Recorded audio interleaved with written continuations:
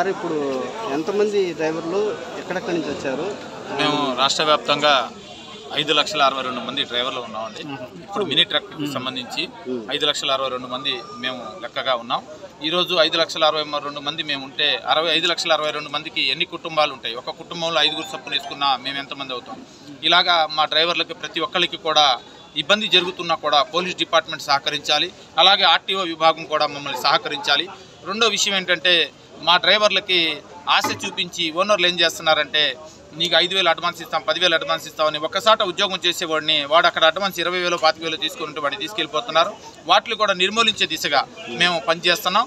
అలాగే ప్రతి ఒక్క డ్రైవర్కి ఇబ్బంది జరిగినప్పుడు ఆ ఇబ్బందిని ఎలా తొలగించాలనే దిశగా మేము పనిచేస్తున్నాం. మా యొక్క రాష్ట్ర సభ్యులందరూ కూడా ఇదే తాటి మీద పనిచేస్తున్నారు. ప్రతి ఒక్క జిల్లాలో కూడా ప్రతి జిల్లా నుంచి కూడా ఒక రాష్ట్ర సభ్యుడిని తీసుకున్నాం. అలాగే ప్రతి జిల్లా నుంచి జిల్లా అధ్యక్షుడిని తీసుకున్నాం. ప్రతి మండలం నుంచి మండల అధ్యక్షుడిని తీసుకున్నాం. అలాగే ప్రతి మండలంలో కూడా మా యొక్క న్యూ హెచ్ఎంసీ ఉంటుంది. ప్రతి ఒక్కళ్ళు కూడా గమనించాల్సింది ఒకటే, మేము డ్రైవర్ వృత్తి చేస్తున్నాం. మేము ఎక్కడో పరుగురు నుంచి ఈ ఊరు నుంచి ఆ ఊరికి వెళ్తే మేము అక్కడ అనాథల్లాగే భావిస్తాం.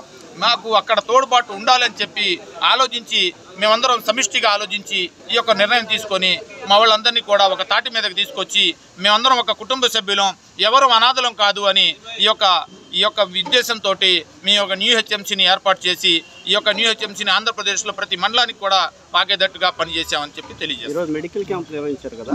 మెడికల్ క్యాంపు మా న్యూ హెచ్ఎంసీ తరఫున అపోలో వాళ్ళని అడగగానే వాళ్ళు ఏదో నాకు 2-3 పెడతామని చెప్పారు. మేము వాళ్ళ హెడ్ని మాట్లాడితే ఆయన మీ డ్రైవర్లకి ఏ ఇబ్బంది అయితే ఉంటుందో ఆ ఇబ్బందికి తొలగించే దిశగా మేము మెడికల్ క్యాంప్ పెట్టి మెడిసిన్స్ కూడా ఫ్రీగా ఇచ్చేటట్టుగా మేము మాట్లాడి పెట్టడం జరిగింది. ఈ మెడికల్ క్యాంపులో దగ్గర 200 మంది దాకా మన వాళ్ళు చూపించుకున్నారు. మన వాళ్ళకి మెడిసిన్స్ కూడా 200 మందికి వాళ్ళు ఇచ్చినందుకు అపోలో వాళ్ళకి మేము ధన్యవాదాలు తెలియజేస్తున్నాం.